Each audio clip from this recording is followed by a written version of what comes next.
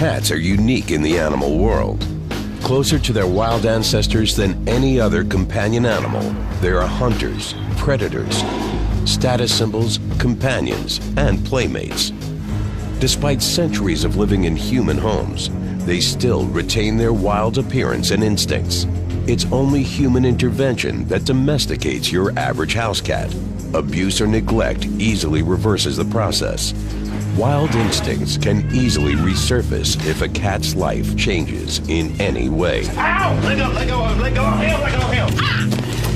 Cats need their own little piece of heaven. I mean, they need their own little slice of life. They like routine. They like the habit of knowing that at 10 o'clock in the morning, the sun's gonna come up in this spot and that's where I'm gonna go. In this special edition, we look at what happens when that domestic routine changes.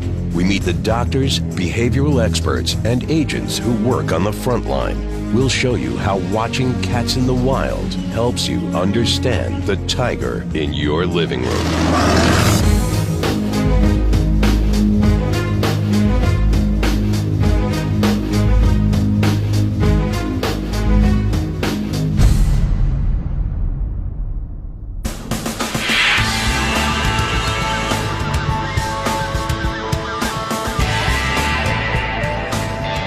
In Detroit, Michigan Humane Society investigators Mark Ramos and Debbie McDonald are bracing themselves for what could be a tough challenge. We got a call from a neighbor and a relative of a neighbor at this location. Apparently an elderly woman has gone into some senior citizen housing, has multiple cats at this location, and we're going to take the cats into the shelter so that she can get some assisted living. McDonald knows that domestic cats can turn wild in moments if their routine changes dramatically. The woman's family has tried to help by corralling the cats into a closet, but the cats are not cooperating. Hi, baby. Hi, baby. You okay? When we got there, we had asked them to confine them into one room, and we found that they had actually confined them to a very small closet-type hallway. And it created more of a problem for us than a benefit. Hi. The closet is too small for Mark as well, so he has to assist from the outside. Give me a box. Hey, Mark. Yeah. What a cat claw. The cat claw catches cats without hurting them, but in this enclosed space, it's a threatening device. Now on the defensive, their wild instincts are kicking in. No, get in there.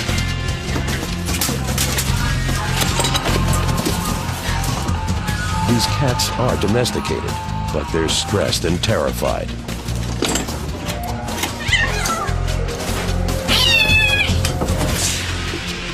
You are causing all the trouble. They reverted kind of back to what cats do. They had their own little colony, their own little pecking order. There's probably one little leader of the cat who is in charge. He dominates everybody, and that's the way they worked. But once you start taking those cats and putting them in boxes, the rest of them don't know what to do because they're so used to following that one leader, and they just panic. Jumping on the boxes and letting them out.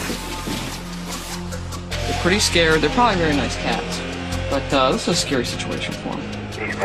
And fortunately, we don't have a lot of time to get them out of here, so and we have to do it all today. It's stressful for them. They'll relax once we get them back in the shelter now. All right, guys. Cat's getting out! Cat's getting out! There goes a cat. Hi, kitty, kitty, kitty. Hi, kitty, kitty, kitty. What's the matter? Shh, shh, shh, shh, shh. There we Even cuddly house cats have those wild instincts deep down. And when the hunter becomes the hunted, get ready for a fight.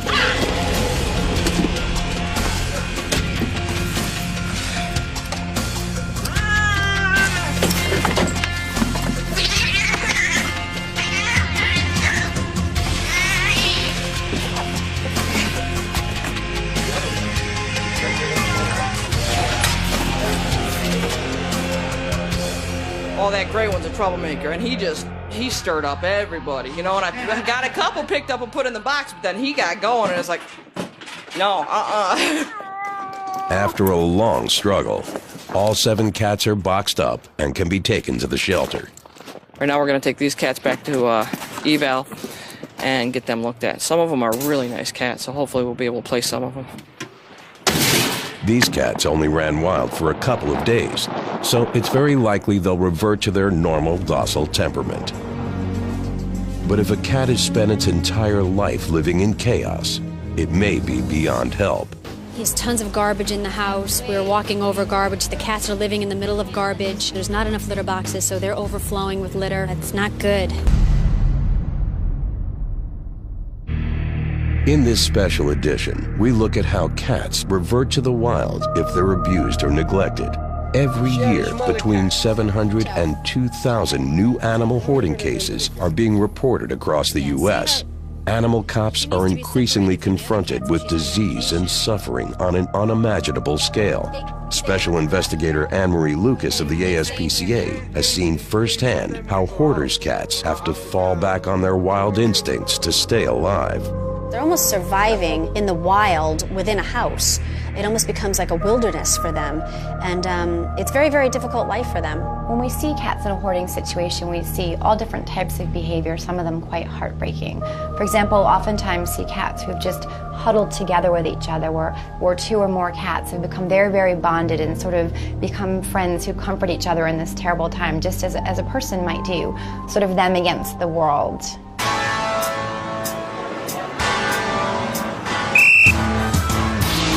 Hoarders can be found all over the U.S. In Texas, the Houston SPCA gets hundreds of calls about colonies of cats hidden away in the most unlikely places. Special investigator Max Mixon doesn't know it yet, but he's about to confront one of the wildest group of cats he's ever seen. He's been monitoring 30 cats owned by a female hoarder for some time. The woman is ill, can't afford veterinary care, and is ignoring Mixon's advice about reducing the number of animals she has. My last visit, they'd gotten a new animal, so they don't understand the severity of what's going on, and they're not willing to reduce their numbers any. They just keep adding. Deputy Christine Kendrick of the Harris County Constable's Department serves the court warrant and explains the situation to the owner of the animals. They're going to be going to the SPCA. No! Calm down. No! Calm down. It's okay. I don't want you getting so upset. No! Listen to me and I'll explain to you. The woman is genuinely trying to take care of all 30 cats, but they're living in terrible conditions. Mixon and investigator Scott Wernick know they have no option but to seize the animals. There's so many of them that need medical help, and it's just too many for you to take care of. I'm not. Please don't take them all. Yeah, well, if there's a certain one that you want to keep, then come to court on Tuesday. I want them all. Talk with the judge. You'll have the opportunity to talk to the judge. When I first walked into the door, I could smell the waste from the animals.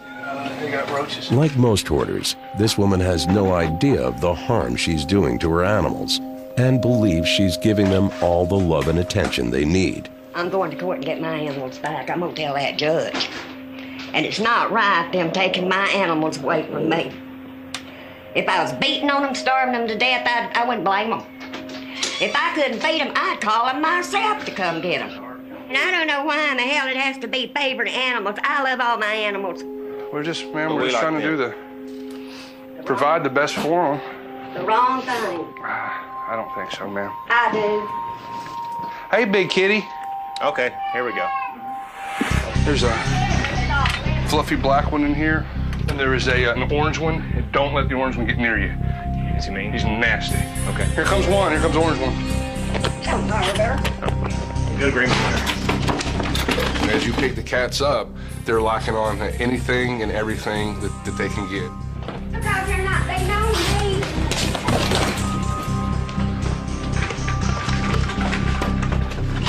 Cats can almost turn inside their skin. It doesn't hurt them at all. They're hard to pick up. So how many? So that's two, so there's at least three in here? Yeah. Where are they at? In the shower, in the back. Back here? Wernick is shocked by the conditions inside. It's nasty in there. It's hot. It's hot and nasty. The chairs, the refrigerator, the ice box, the TV, the coffee table is all covered in an oil, like a third cat feces, a third cat urine, a third funk. and it's everywhere, and it's nasty, it's hot. Cats, of course, have a very, very sensitive sense of smell. And for them to be trapped and to be forced to live in a situation where the odor is so offensive and so strong is absolutely revolting to them. It literally makes them just miserable to be kept in that type of a situation.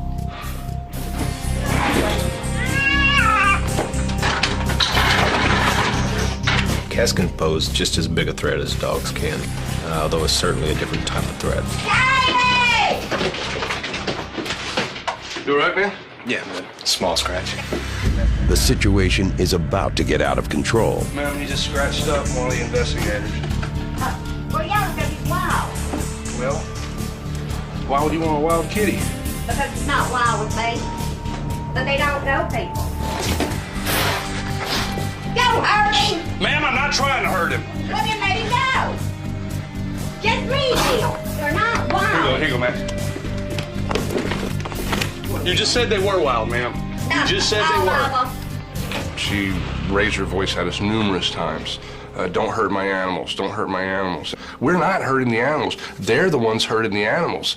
If not by abuse, by neglect. At the back of the trailer, Kendrick makes a shocking discovery. No, I've got one. Just, God. I think this one was in here by himself and nobody knew it. He's nothing but bones. Oh, God, he's awful. The cat is barely alive. Poor angel. Hey, ma'am, could you stop rocking for just a minute? We gotta get this cat out from The underneath. cats will be affected by their owner's obvious distress. And as the heat and noise levels rise, they're panicking. You come out? Yeah, he's out, but heading.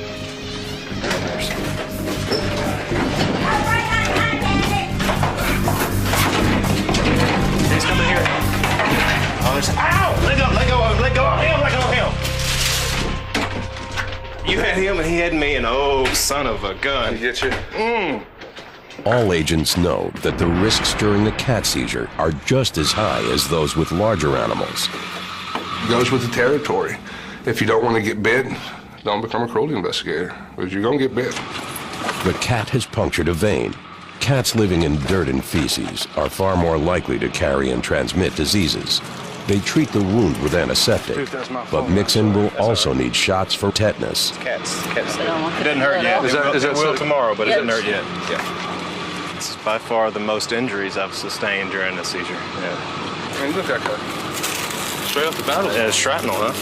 Hoarding is recognized as a psychological condition rather than deliberate cruelty, so there will be no criminal charges. I'm gonna leave these two guys with you, okay? All right. It's all right. Now you listen to me though, okay? All right. Nobody was trying to hurt you. We left her with, there was one cat we left her with, and we left her with 2 dogs, so she kind of feels a little bit comfortable. She was really having a hard time. She was shaking, and she was having a hard time. So we left her with a little bit of normalcy and asked her to bring them to court, and when we get to court, we'll just see how everything pans out. All the cats are now on their way to the shelter and the chance of a better life. Mixon heads off to the hospital, the casualty of a wild cat that didn't understand he was trying to help.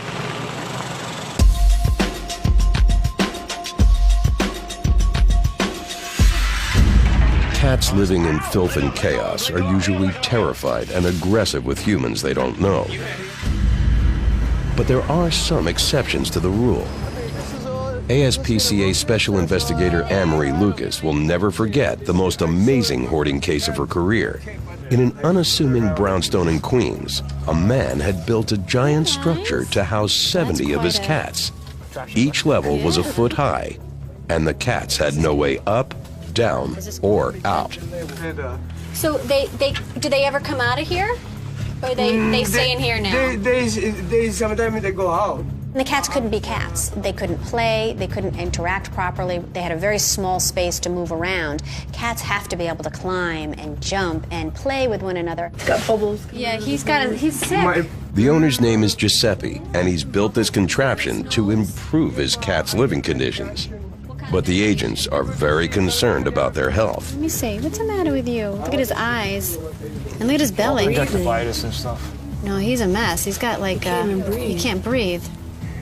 Oh, babe, Giuseppe, this little dark, smoky gray one. The little, show you something. The little tiny one. Call her Ninetta. Anita? Ninetta. She had a small cat. Watch out. All right. Not a very friendly cat. Yeah, see how she needs to be separated from the other cats if she's on medication. I finished a few days ago for 10 days. I give her those. She's wheezing, though. She has very labored breathing. She eat good. Nah, I'm worried about her, seriously. She needs to see the vet. Clean up a little, but Upstairs is even you'll worse. see a mess. So add him to the list. In this hoarding situation, the cats are simply existing. Despite conditions that should have driven them wild, they're still friendly characters. You just see them deteriorate, and they don't act like cats anymore. They sort of just are there. They're not climbing, they're not jumping, they're not interacting properly with one another. And that is, it's not the way cats should be living. And even in this horror, one little cat seems to be seeking out human attention. I love this guy. What's his name? Seneca? When I first saw Seneca, he was just a breath of fresh air because he followed me around from the time I got in the house and just looked up at me and just said, hey, take me. I'm ready to go. You know, I've been living here for 15 years, but I think, you know, there's a better world for me out there. And that's exactly what I felt from him. The energy was just that he was ready to leave. It's time for me to go. All Giuseppe's cats are likely to need medical treatment. Seneca is the first to be taken to the Berg Memorial Animal Hospital, where many wild, stray, feral, and hoarders cats are treated every year. Seneca is being examined by Dr. Reisman. Well, we can help him. Yeah. Bad teeth, huh? Teeth. You think he's in a lot of pain? That hurts a lot, yeah. Yeah. So we can help him with that. What's amazing is that some of these cats who must be in pain, must be suffering, are still able to reach out and be friendly and be outgoing and even sort of ask for help. And then sometimes when we get them back to the hospital, we realize how sick that cat truly is, that the agent might not have realized because the cat was coming forward and actually interacting and being friendly. And that's the ability of the cat to just suffer silently and not show how ill they are. Seneca needs major dental surgery. Years with little or no medical attention have taken their toll. Cats have their own unique personalities, which can determine their behavior in extreme situations. But Lucas still felt that Seneca was extraordinarily friendly for a hoarder's cat. She did some checking and made an amazing discovery. He was one of the original cats that Giuseppe had, and he certainly was a house pet, and he certainly was loved, and he got the attention he needed. And then when the population grew, he wasn't getting that attention anymore because Giuseppe had to care for all of the other cats. And that's what happens. You know, you have a cat that grew up thinking he was maybe the only one or one of a few, and then you have, 50. And how do you compete with that? After a long stay in the hospital, Seneca is fostered by Allison Cardona. The next step in his recovery is to introduce him to life in a normal home. Sometimes we are able to foster the cats for a little bit or foster animals, and I thought it would be nice for him to get out of the hospital and just spend some time in a home away from the noise. And ever since I've met Seneca, this is what he's done. He's just always wanted to be petted and see people, and it's nice to see that. It's nice to be able to give him a chance to just have a break and have like a real home life. Seneca had adapted as life changed in Giuseppe's house. In this special edition, we're looking at wildcats in all their forms, from furious felines in Texas to cornered kitties in Detroit. We've seen how cats' natural wild instincts can kick in if they feel threatened in any way. All cats have individual personalities, and some are more prone to wild behavior.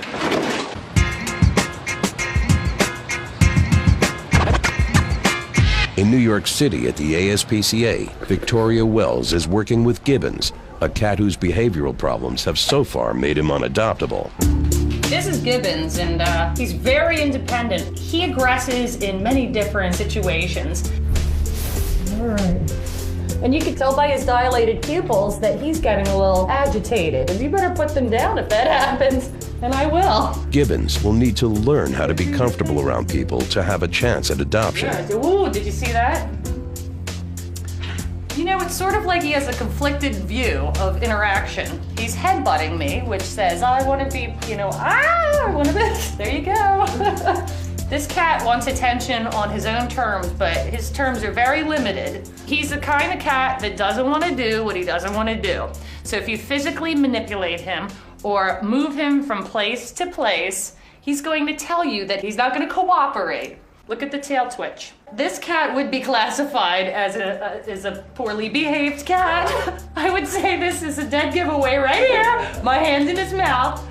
We can change his behavior to a certain extent, but he is who he is. So he's gonna have to claw on appropriate things, chew on appropriate things, bite appropriate things, and just tolerate being handled a little bit more. And I'm not even touching you when you're doing this. Victoria is going to use classical conditioning to change Gibbons' perception of human contact. We're gonna change the way he thinks about being handled. So we're going to pet him, and then we're going to give him some food. So he says, oh, petting equals food. I'm beginning to like this a little bit.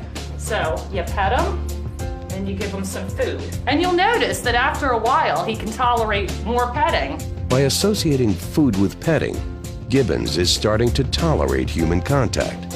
It's an important step forward. So hopefully this is going to work really quickly, and it's going to be very effective for him. Next, Gibbons needs to be taught how to adopt his natural behavior to prepare him for life as a human companion.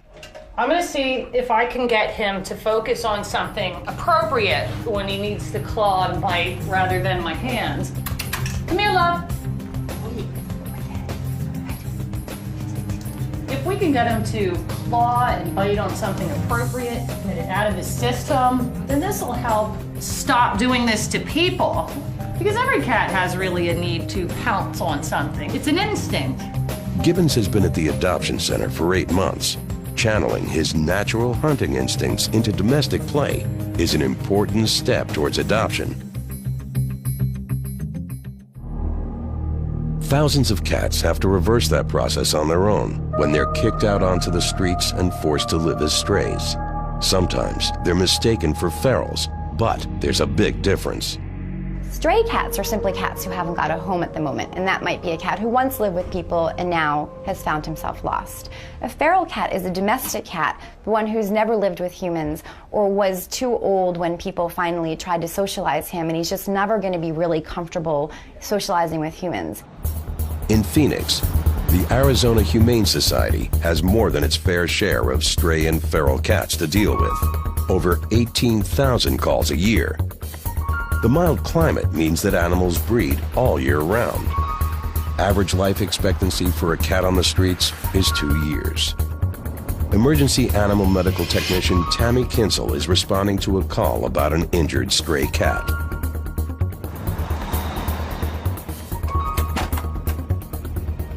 What happened to the cat? Do you know? This morning, the neighbor right here said that... Madison Hughes made the call after her neighbor gave her some troubling information. And a dog had been chasing it. Okay. And he thought that it had been mauled, so... And he saw it, like, hanging around our yard. Is this him? The cat's wild appearance gives Tammy cause for concern. What I want to do is get a net in case the cat is feral, if he's wild. I want to have a net here, and then if you have a broomstick or something so you can kind of push him out, or even this might work, to kind of push him out. Do you think you could do something like that? Yeah. Feral cats are much more aggressive when cornered, as they're distrustful of any human contact. Tammy's asked Madison to put baby Eli in the house. No more. Kitty. Keep poking at him. There you go. There you go. Go ahead, kitty. The cat's also very agile, despite its injuries and matted appearance. Watch out. Can you close that?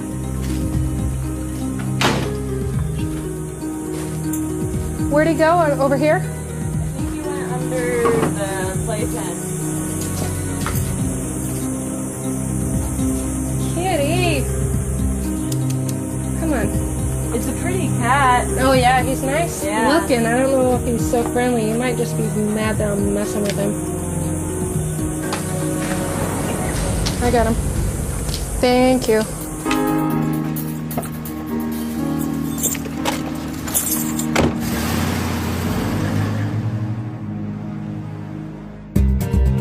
Tammy takes the cat to the Second Chance Animal Hospital, where it will be given a proper evaluation. It seems to have calmed down after a short ride in the air-conditioned ambulance. We're gonna go ahead and clip her up and get some of these mats off her and see if we can find any damage to the skin underneath. Oh, she doesn't even mind. As the cat's matted fur comes off, it's obvious she's a stray that was once owned rather than a feral that's never been around humans. She's so beautiful. She looks like she had a nice coat at one point in time. She's purring. Oh my God, look at that. Kitty, what is that? Is that the fur you couldn't reach all this time? Huh? It takes about 6 months for this hair to grow back in, but until then, she's gonna have a new cut for a while. She'll be bald. Oh, you can feel it. Doesn't that feel great? Oh, scratch it up, scratch it up. Do you see what she's doing with her feet? She's trying to knead the air. When this cat realized that the people were actually trying to help, the cat's naturally friendly personality actually began to shine through. Originally, the cat was very frightened and trying to evade capture and had no idea that these people were trying to help. The cat's behavior suggests it's a stray that was once owned rather than a feral that had never had any human contact. I think it's quite likely that this cat did indeed live in a human home at some point in its life, because this cat is so friendly and obviously so happy to have been taken into a home and to be cared for by humans. If an owned cat is kicked out onto the street, it will very quickly revert to a feral state, hunting for its own food to survive. But even if it runs wild for several years, it still retains the behavior learned as a kitten in a human home. 6 months later, the matted cat has been adopted and is now named Raven. I felt so sorry for her, and I knew she was miserable. And I said, "You're going to have to come home with me." And when it was amazing, when she finally came home, it was as though she'd lived here all the time. She first learned where the food was, and then she began directing me to go and get some for her. And that was it. She never climbs on the furniture. Never. Unless I invite her up, she doesn't do it. Do you want to come up? She comes in and sits with me and watches TV. She seems to enjoy cop shows. Raven has adapted as effectively to her new home as she did to life on the streets. Watching cop shows is as wild as she gets these days. In this special edition, we're seeing how close domestic cats are to their wild ancestors. But for some domestic cats, the wild gene is being deliberately reintroduced. It was an early morning call 4 years ago for Chief Investigator Jim Baller and his team from the Houston SPCA. They are about to seize 140 exotic hybrid cats from an irresponsible breeder who's keeping them in unsanitary conditions. The cats inside the house are Bengals. The breed has been artificially created by crossing the Asian leopard cat, a wild species, with a domestic cat. It's a lucrative business. They can be expensive. I mean, these cats are running many hundreds of dollars on the internet, up to $1,000 or so. She does have what appear to be foundation stock in there, which are pure leopard cats. The breeder is using pure leopard cats to try to ensure the hybrids have the exotic markings of the wild breed with the docile personality of a domesticated cat. Statistically, it's just as likely to have an ordinary coat and a wild temperament. I don't believe that wild species of cats should ever be crossbred with domestic cats. I don't think that it's ethical, and I don't think that it's safe. I also don't think that you could ever guarantee that it will be safe for humans or the children living in the home. More in there than what I thought. Crossbreeding is potentially risky, even when responsibly handled. The conditions that this breeder is keeping the cats in are putting everyone in danger. Real dirty. I mean, it's like fecal matter all over the place. There's urine on the floor. Just the smell in there's pretty unbearable. I'm glad we decided to bring some surgical masks with us. I mean, that helps. This guy's gonna want to pop out. Open the book. That's how powerful they are. Yeah. Walk into the bathroom, and the bathroom's all torn up, and they're hiding in the medicine cabinet. They're just free roaming everywhere. Just shut the door. Just shut the door. When you hybridize an animal and try and cross a wild animal with a domestic animal, you're creating a psychologically unstable animal. You have a pull between an animal that 1 second really wants to maybe cuddle up with you, and the next second can revert to that aggressive state.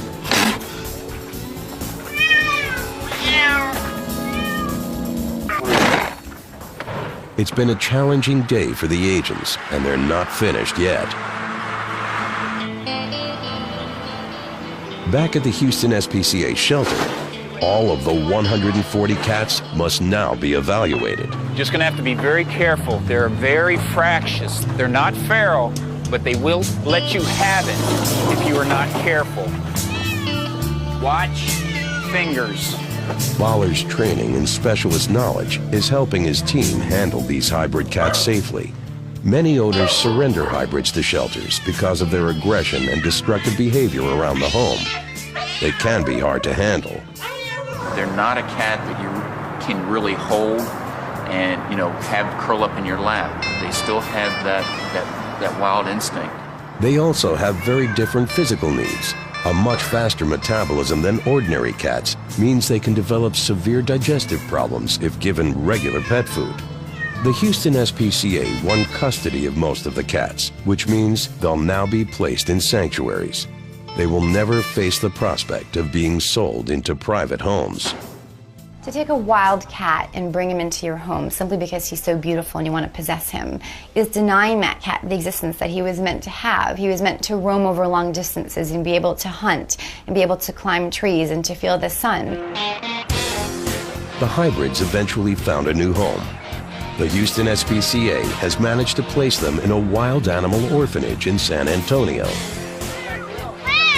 These are absolutely nice cats, and I'm really pleased that we could help the Houston SPCA in this case.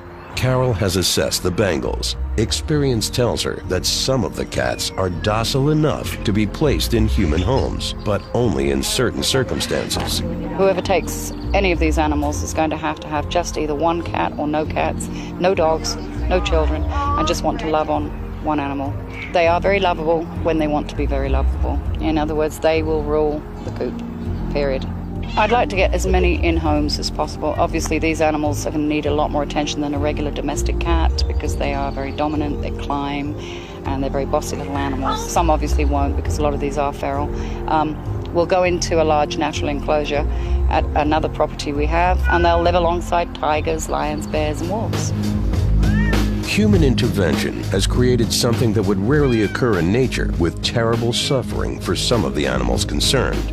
But the biggest casualties of all are the magnificent creatures denied the life they should have been born into. It is absolutely sheer insanity to try to keep them as backyard pets. They are not cats and dogs.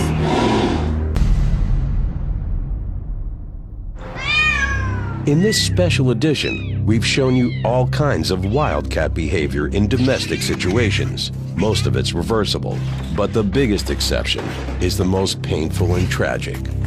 The multi-billion-dollar trade of big cats being sold into private ownership. Wildlife sanctuaries across the United States are filling up with unwanted exotic animals. Former Houston SPCA Chief Investigator Jim Baller is in the Wildlife Conservation Center in Denver, where many of the animals he's rescued have been placed. There are more tigers in private ownership and in captivity here in the United States alone than there is in the wild. There's 4,000 to 5,000 tigers left in the wild. It's estimated that there's 4,000 to 5,000 tigers just in Texas in private hands. Many private owners become frightened of their tigers when they reach adulthood and mutilate them to try to modify their natural wild behavior. One of the things that we commonly see, which is a misconception by private pet owners, is they either declaw these beautiful, magnificent animals, or they take the fangs out. And the perception is if they don't have their defense mechanisms, their claws, their teeth, it's going to make them safer. And that is very untrue.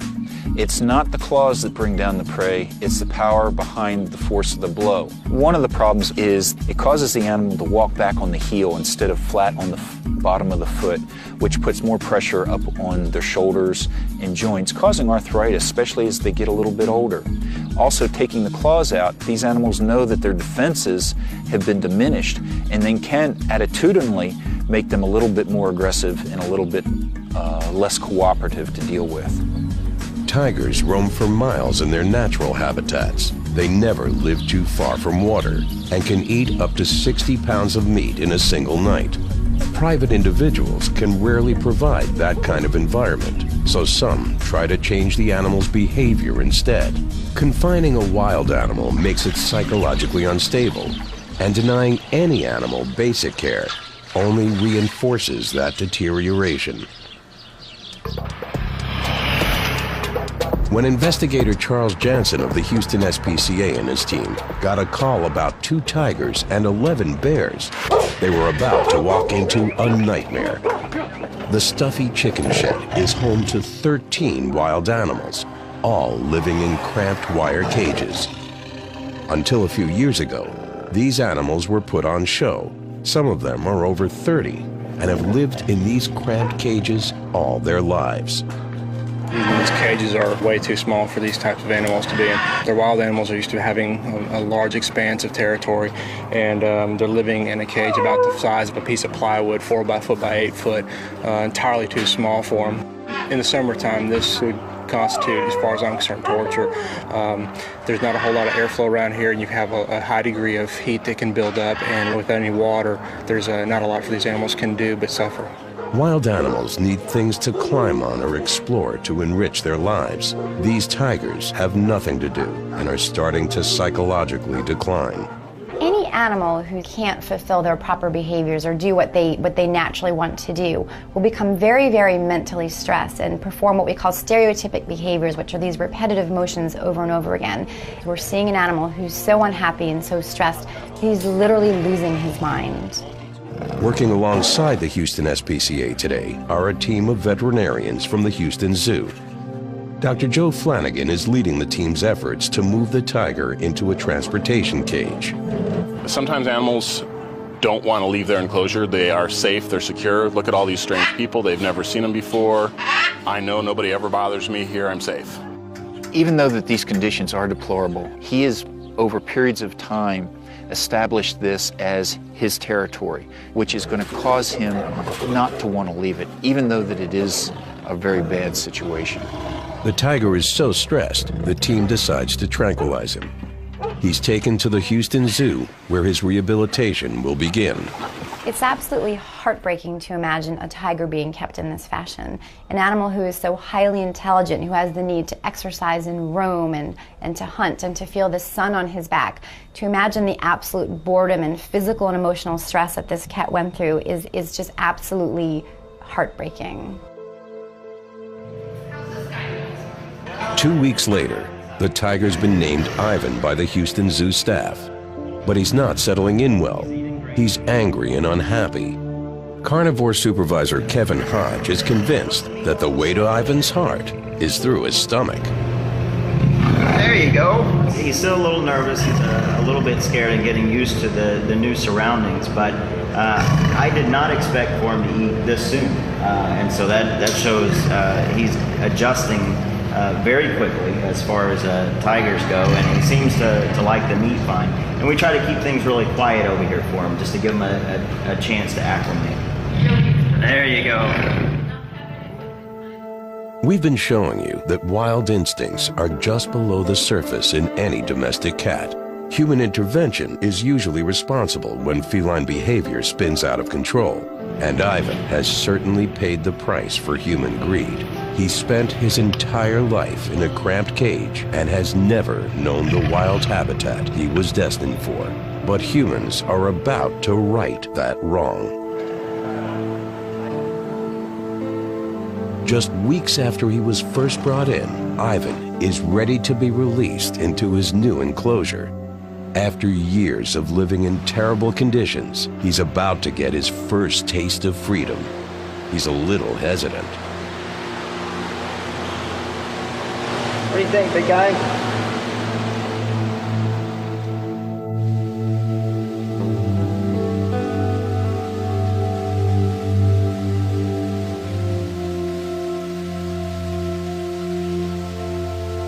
You know, there's always a little bit of anticipation on what he's going to do when the door first opens, and we weren't sure if he would be scared of the great outdoors or if he would go right out. And there was very little hesitation. The door opened and he looked outside and he saw there that he could just walk out freely, and he got up and did. He's a little nervous. I think the grass feels a little funny on his feet. He's not sure what that is, and he came out, and so far he's explored about 1/10 of the exhibit. And that was enough to entertain him for a while. So throughout the day, it's going to be interesting to see where all he roams throughout the exhibit. From the smallest house pet to the greatest of hunters, all cats have a right to live a safe and happy life. There you go. There you go. This doesn't feel bad at all. Hey, I like this concept. As human beings, we have a responsibility to care for all cats and to protect their future. They're a very majestic animal, very independent, and been able to survive for thousands and thousands and thousands of years. They are the top of the food chain and will survive, I feel, for another 1,000 years, probably long after mankind wipes himself out.